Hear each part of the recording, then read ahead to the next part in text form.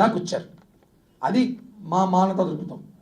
మేము మీలాగే కానీ ఉంటే పరిస్థితులు వేరే విధంగా ఉండేది. ప్రజల్ని రెచ్చగొట్టేది, పోలీసులు చొక్కాయలు పట్టుకునేది, బెదిరించేది కాదు. రాళ్ళు ఎత్తుకొని వచ్చి ఇక్కడ ఒక ఆయన చూసారా, ఈమెయితే ఇంకా మరి అబ్బా యాక్టింగ్ పెయిడ్ ఆర్టిస్ట్ కాదు, ఏమో బ్రాండ్ అంబాసిడర్ కాదు. ఈమెయితే నిన్న పొద్దున్నుంచి రోయ్ హాస్పిటల్ ఉంది. ఏమో ఈమె బాధితులు లోపల ఉన్నారా? ఆమె అయితే అసలు ఏమి యాక్టింగ్ అంటే అసలు పూర్తిగా అసలు పూనకాలు వచ్చి ఫిట్స్ వచ్చి ఊగిపోయినట్టు హాస్పిటల్లో. అంటే ఏమనుకుంటారు మీరు? మీ నాయకుల దగ్గర మెహర్బానీ కోసము, మీ పెయిడ్ చిల్లర్ల కోసం మీరు యాక్టింగ్ చేస్తారా? ప్రజలు గమనించాలి.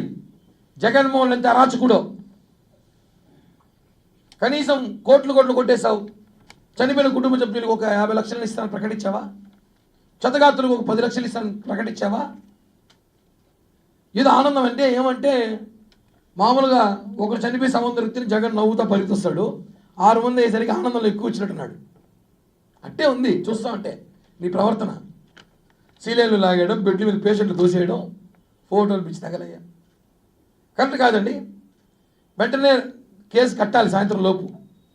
స్విమ్స్ డైరెక్టర్ రవికుమార్ గారికి జనసేన పార్టీ తరఫున కోరుతున్నాం.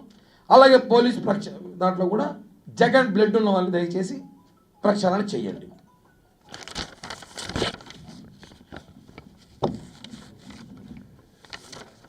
మీడియా మిత్రులు నమస్కారం. నిన్న జరిగిన విపత్తు నిజంగా మనసు కలిసివేస్తుంది. దీన్ని కూడా పరామర్శ అనే కోణం, మానవత్వ కోణం లేకుండా విమర్శలు చేస్తూ హేళన చేసే విధంగా, కనీసం వాళ్ళ మీద సానుభూతి కూడా లేకుండా దీన్ని రాజకీయం చేయడానికి పూనుకున్న ఈ వైసీపీ బ్యాచ్ ఎవరైతే ఉన్నారో ఇది చాలా తప్పు. ఖచ్చితంగా మానవత్వ కోణంలో చూసి ఇంతమంది చనిపోయారే, ఎలా జరిగింది, ఏమనేసని దాని మీద ఆరా తీయకుండా వాళ్ళు దీన్ని కూడా రాజకీయం చేసుకునే విధంగా వాళ్ళు చేసే ఫోటో ఎగ్జిబిషన్స్ ఇవన్నీ చాలా తప్పు. ఖచ్చితంగా ప్రజలు మీకు ఇచ్చింది ఎంత వైనాట్ 175 కాదు, ఆ మధ్యలో అది తీసేసినా కూడా 11 సీట్లకే మీకు పరిమితం చేశారంటే ప్రజల్లో మీ